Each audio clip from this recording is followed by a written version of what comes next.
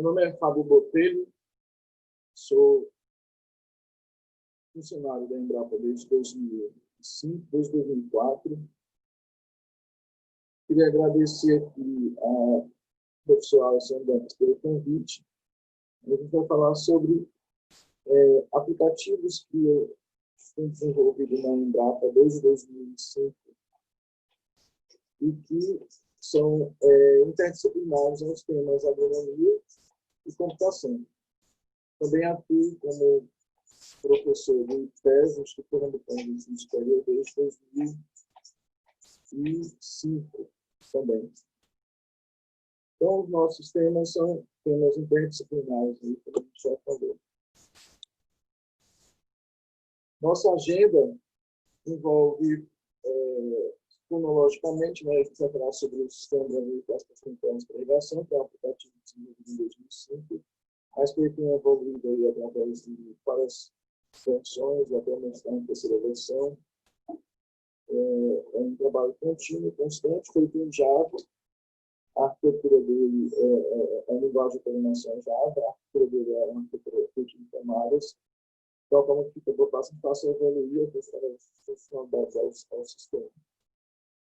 Além disso, a gente vai falar sobre a quantidade de solo, né?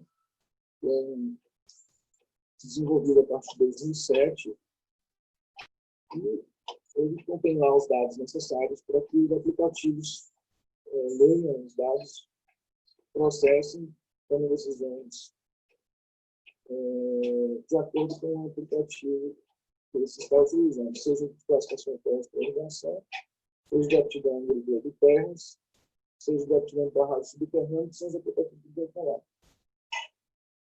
Além disso, na disciplina de sistema distribuído, já desde 2014, mais ou menos, a gente vem trabalhando no nível, que é para próximas inteligentes.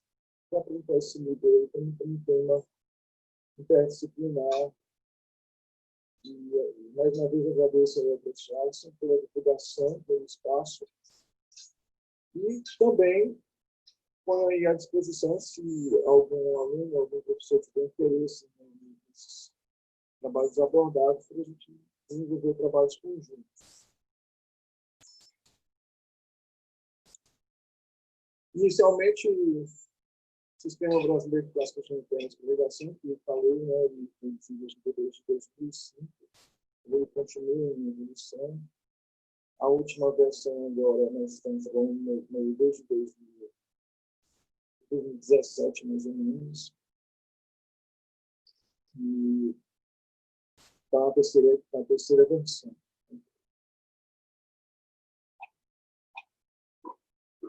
Existem plugins que fazem a conexão do CBIT, né, do Sistema Brasileiro de Classificação Interna de Irrigação, com o banco de dados de solo para classificação automatizada. Além disso, também nós estamos trabalhando no desenvolvimento de um web service, que é para tornar mais fácil a classificação, a visualização do aplicativo em dispositivos Android e iOS. Essa é a primeira versão, 2005. Ele é um sistema que a gente vai explicar mais adiante, né? Essa é a primeira versão dele. E ao longo dos slides vai ficando claro a proposta do aplicativo e as suas versões aí ao longo do tempo. Essa aí é a interface web. A interface web, como vocês estão vendo, ela é disponível nesse link aí, né, que estão copiando, e acessível em qualquer lugar. A princípio, a língua utilizada é a língua portuguesa, né, para interação com o aplicativo. Então, ele é um aplicativo que envolve dados de solo, de água, e ele está apto a classificar, fazer a classificação da aptidão agrícola de terras envolvendo a irrigação para essas diversas culturas aqui disponíveis.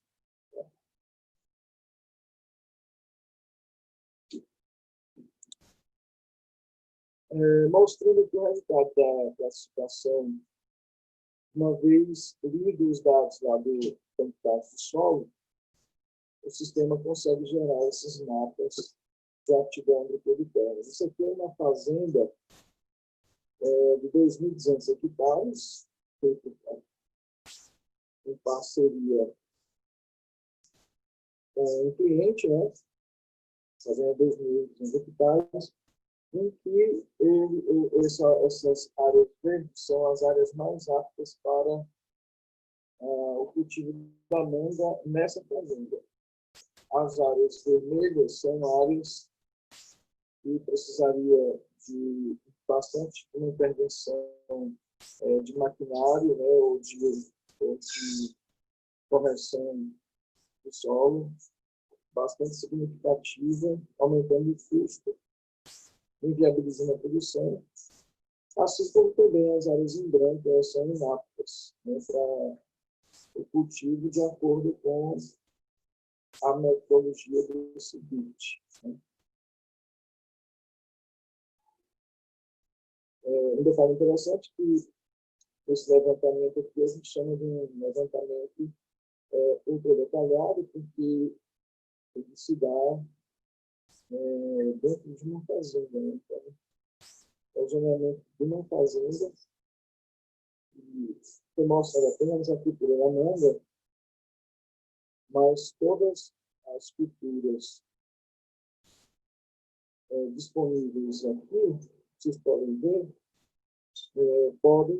pode-se gerar esses mapas para essas diversas culturas.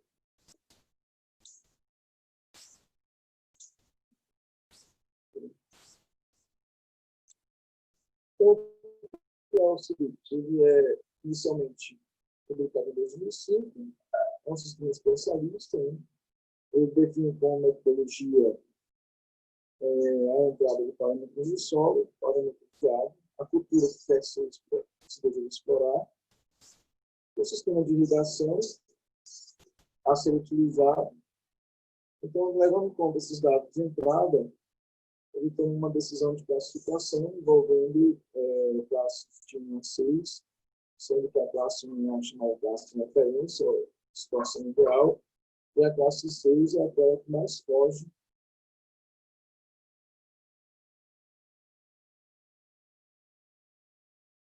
em relação à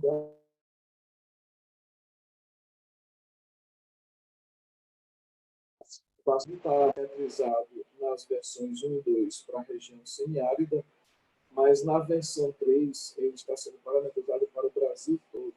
Então, nós já estamos na versão 3 e o objetivo dela é fazer a classificação de aptidão de terras para irrigação, envolvendo todo o território nacional.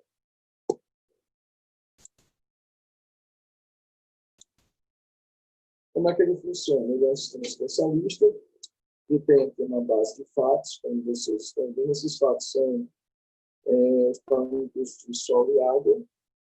Ele tem uma base de regras que é elaborada pelos pesquisadores, né, por validado pelos pares. E ele tem um motor de inferência, né? Ele tem um motor de inferência que lê essa base de fatos, que são os dados informados, e, de acordo com essa base de regras, ele tem uma decisão de classificação.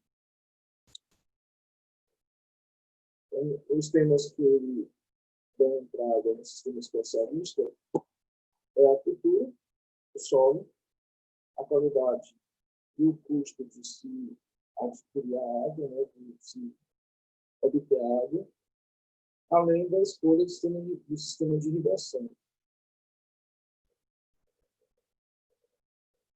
O sistema de irrigação, mais adiante a gente vai ver a expressão localizada e superfície.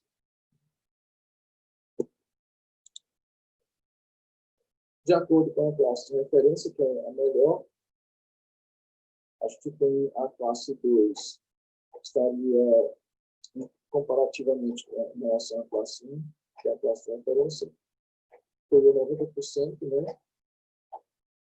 E aí 90% do retorno econômico da produtividade esperada na classe 1 para as diversas culturas, nos três tipos de sistema de irrigação, levando em conta aí parâmetros de solo e de água, além da cultura escolhida, né, chegar à classificação. Então, a classe 3 é 75% em relação à classe 1, a classe 4, 50%, a classe 5, 25%, e a classe 6, apenas 10%.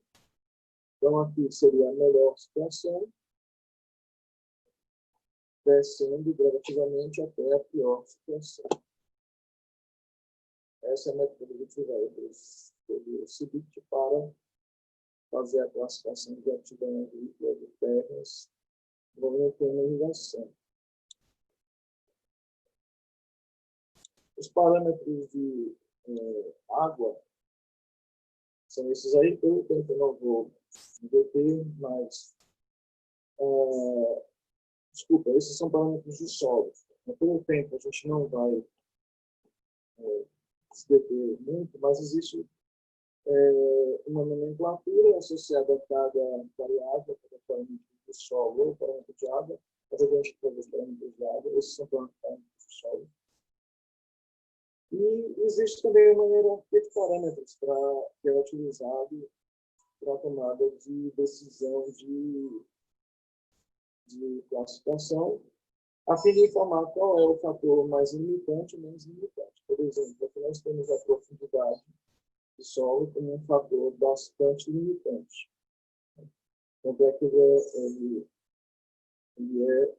tem por número 1.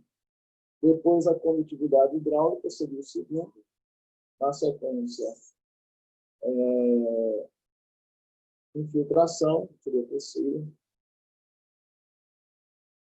Então, por aí vai a forma como ele utiliza, como o metodologia utiliza, como o sistema utiliza, caso haja um empate entre os parâmetros para dizer qual deles é o mais limitante. Então, vai ser utilizado essa tabelinha aqui para responder quais fatores estão limitando em uma classe. São parâmetros de água também utilizados, né?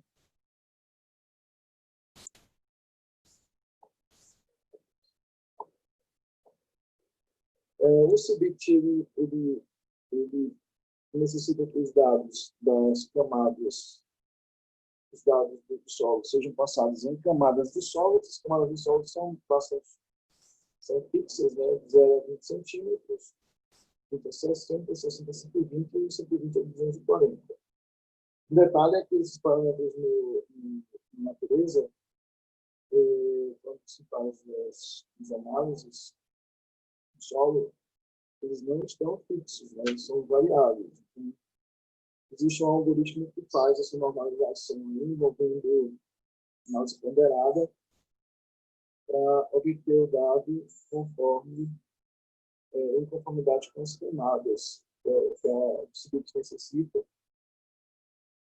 uma vez que esses parâmetros na natureza, a profundidade das camadas do solo não são fixas, mas são variáveis. Essa aqui é a estrutura do solo, que é feita de camadas. Então, a parte principal do software não mudou muito ao longo dos anos, desde 5. A gente tem mudanças aqui, principalmente na interface com o usuário, e também internamente nas culturas, porque a gente tinha um conjunto limitado de culturas na primeira versão, e que aí a gente está evoluindo aí nas versões futuras, nas versões posteriores, até a terceira versão que está sendo lançada agora.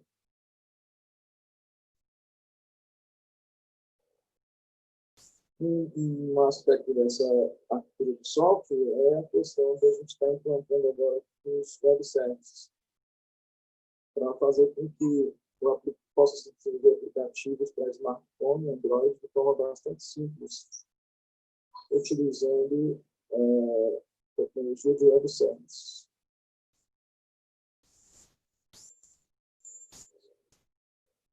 O segundo aplicativo lá é o classificador de aptidão de terras. Então, o anterior, né, que a gente falou, esse artigo é de 2005, o classificador de aptidão de terras é de 2007. Então, ele faz a classificação da aptidão de terras, aí, nesse caso, sem envolver o tema de irrigação, né? E também ele serve de base para outros trabalhos que são feitos no geoprocessamento, que é a aptidão pedoclimática. Então, esse objetivo desse aplicativo aí é fazer a aptidão pedológica. Então, fazer para diversas culturas. O mecanismo de funcionamento dele é semelhante ao desse BIT, porém ele não leva em conta a irrigação. A linguagem de programação utilizada é PHP, né? Esse BIT anteriormente falado é a linguagem Java. Ele tem um SGBD, que é utilizado para guardar os dados, que é o PostgreSQL. Ele integra com ArcGIS para a geração de mapas. Também tem um processo de registro de software ainda não feito, está em fase de registro. Esse link aí, ele não é aberto à sociedade, ele é apenas de uso interno dos pesquisadores do solo da Embrapa. Aqui nós temos uma tabela de aptidão de terras, uma vez classificada, né, pelo software, e uma tabela definitiva que o pesquisador pode fazer alterações e dizer porque não concorda com a classificação do software, dizendo até melhorias futuras do software.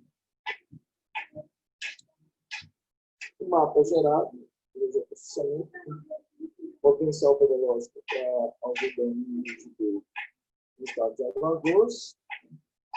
Ele vai dizer, também vai envolver algumas classes de aptidão, como pode ser visto aqui na figura. Basicamente, ele responde quais são as áreas da área do estado de Alagoas, em que isso tem uma aptidão para explorar a cultura do algodão no manejo dele. Nós temos aí o mesmo mapa, a mesma cultura algodão, no manejo seco. Então, o sistema de classificação de aptidão agrícola de terras, ele permite a geração automática desses mapas de forma muito rápida, em 5 segundos diferentes. Ao passo que, se o trabalho for feito sem o uso do software, um único pesquisador para fazer uma cultura dessa algodão no manejo seco, por exemplo, ele vai levar entre 2 semanas ou mais semanas, 2 ou 3 semanas. O sistema classifica apenas 5 segundos. Outra cultura, tende a super no manejo B e tende a super no manejo C. Aí nós temos o mapa de aptidão pedoclimática.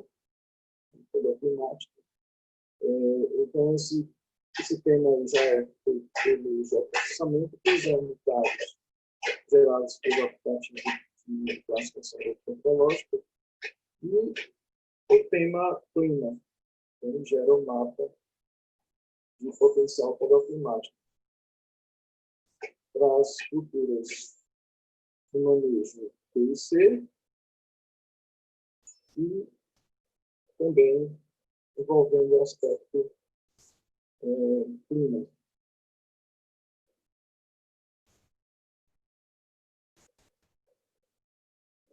Por fim, o classificador de aptidão de barragens subterrâneas foi desenvolvido recentemente, em 2019. É a mesma metodologia, os mesmos identidades posteriores. Também tem integração com ArcGIS para concepção dos mapas e prevê-se também o registro entre esse mesmo software.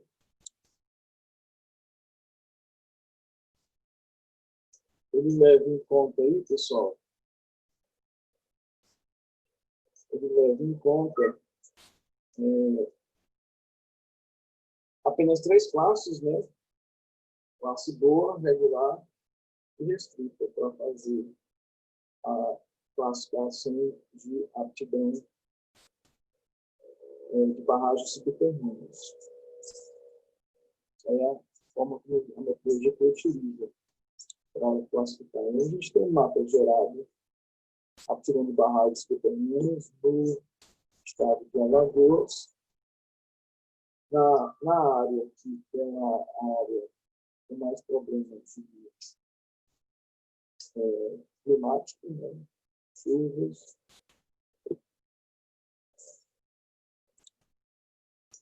Bem, esses aplicativos todos eles são virtualizados. Então, a gente consegue facilmente migrar um aplicativo desse de um site da internet para outro, para ver que o aplicativo continue funcionando de forma bastante rápida e simples. Nas disciplinas que eu recebi, a gente tem aí um middleware, que eu falei para vocês, que é um middleware para fazendas inteligentes, envolvendo o sistema de internet das coisas, né? Então, um tema bastante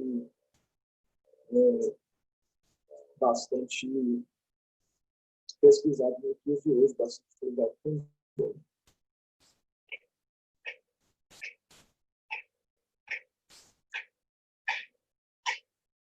Ele é a gente chama ele de ele tem uma arquitetura híbrida, tem uma parte que é servidor, tem uma parte que é PDSP, peer-to-peer. Vendo as figurinhas a gente vai ver melhor. Na verdade, a gente vem trabalhando esses sistemas aqui desde 2014, nas disciplinas de sistemas distribuídos, do curso de computação do IPESO. O que é um middleware? É uma camada de sistema distribuído, né, que fica entre os diversos sistemas operacionais e aplicativos rodando nesses SOs aí, em diversos computadores, com diversos hardwares diferentes. Né? Ele vai oferecer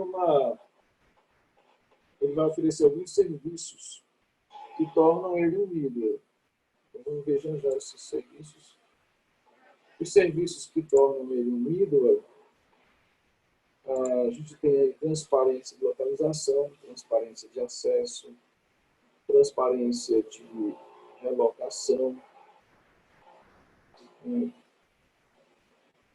Não importa se está rodando, se uma parte do vídeo está rodando em iPhone, em Android, em PC, desktop, com Windows, Linux. Faz toda essa abstração de sistemas, hardware, software. E ele permite, a priori, que você tenha sensores espalhados em uma fazenda, coletando dados desses sensores e jogando esses dados em um repositório, em uma base de dados. Algoritmos leem essa base de dados, tomam decisões e também podem remotamente acionar ou desligar atuadores, tornando os processos de trabalho em uma fazenda que antes eram manuais, tornando eles de forma automatizada. Um exemplo que nós podemos dar é a questão da irrigação no solo.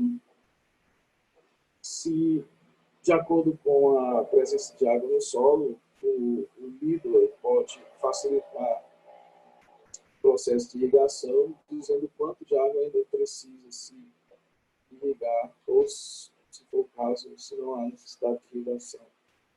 Então, seria uma das funcionalidades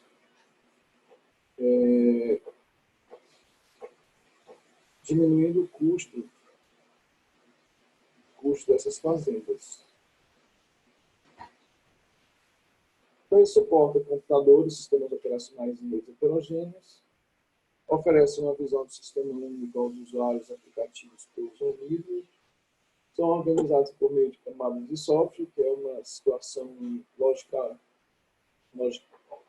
situada logicamente entre uma camada de nível mais alto, composta de usuários e aplicações, e uma camada subjacente, que consiste em sistemas operacionais, facilidades básicas de comunicação.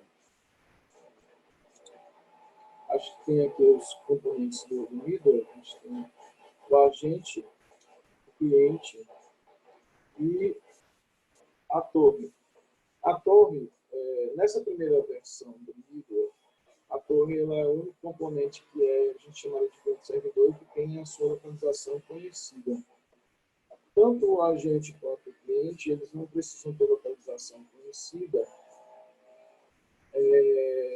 uma vez que eles se registram na torre. Então, o agente, o que seria um agente? É algum dispositivo na fazenda que está coletando alguma variável. Pode ser umidade, pressão atmosférica, pode ser temperatura, ou qualquer outra variável, né, disponível através dos sensores.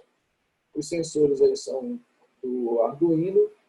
Se você pesquisar na internet, você vai ver que existem mais de 2.000 sensores diferentes do Arduino. Então, qualquer um desses sensores ele poderia estar coletando essa variável no ambiente. Esse agente informa a torre a sua localização, como ele pode ser localizado, e algum cliente que queira usar esse dado desse agente, ele pergunta à torre a sua localização, a torre informa para ele, para o cliente, e a partir daí eles conversam sem necessidade da torre. Então, ele é um middleware P2P, porque tem esse aspecto. Um cliente também pode ser um agente, né? Assim como um agente pode ser um cliente que torna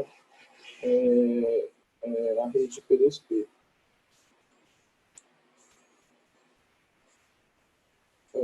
A nível de rede, essas requisições aqui entre agente, torre, cliente, torre, entre cliente e agente, elas podem ser sockets TCP ou UDP, mas também podem ser web services. Então, a gente tem esses três aspectos aí: sockets TCP e UDP e também web services, para a comunicação entre os componentes. O que torna ele middleware, como a gente falou, transparência de acesso, transparência de localização, transparência de migração, transparência de relocação, transparência de replicação, concorrência e recuperação pós-falha, né? Então, falar sobre alguns aqui, aspectos importantes. A gente pode ter espalhado numa fazenda 3, 4 agentes fazendo o mesmo serviço, coletando a mesma variável, em um mesmo ponto. Então, a gente tem aí, quanto mais você espalhar agentes com funcionalidades redundantes, mais você vai ter disponibilidade do serviço quando um ou dois quebrarem, né? Pelo contato com a natureza, pegando sol, chuva. Então, mais você vai ter, quanto mais você tiver replicado o serviço, mais ele vai estar disponível. E mais assim, o serviço você vai conseguir os dados, mesmo que um, dois ou três desses equipamentos venham a apresentar dano.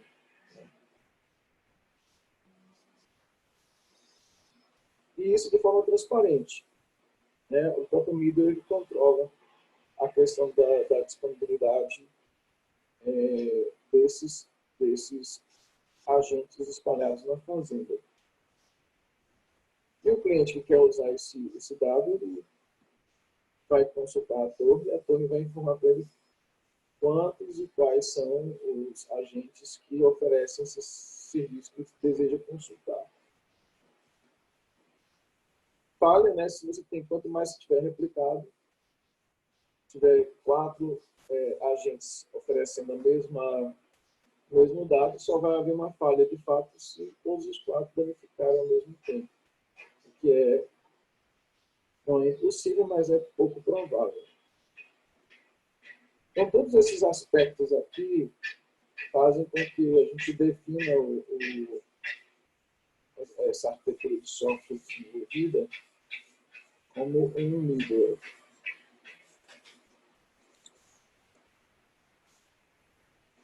Já falamos, né? O app Torre, ele é um componente que a gente segue nessa versão, mas ele pode também evoluir posteriormente para ser para implementar um serviço P2P, né? De tal forma que não se precisa saber necessariamente a localização dele, mas teriam recursos em uma rede P2P para que essa localização fosse compartilhada e de forma automatizada entre pares de tokens, né? Essa versão ainda continua como um cliente servidor, ou seja, a localização da torre é um componente que você precisa saber a localização dele na rede. Os agentes e os clientes você não precisa saber, porque eles se registram na torre e a localização deles podem estar mudando em termos de localização de rede, que seria endereço de rede, endereço IP. Okay? Já falamos também, né, que ele tem algumas camadas de serviço. A camada mais baixa ele implementa sockets, TCP e UDP, que é uma questão mais de ciência da computação de redes de computadores, né? Mas, como eu falei, o tema é interdisciplinar. E o Web Services também seria uma camada de serviço mais avançada, que poderia estar sendo utilizada para a comunicação entre os agentes, clientes e todo. Pessoal, então, é isso que a gente tinha a apresentar, agradeço a oportunidade e me ponho à disposição para qualquer contato, trabalho, alunos que estejam interessados nesse tema. Agradeço a oportunidade mais uma vez e encerro por aqui. Muito obrigado.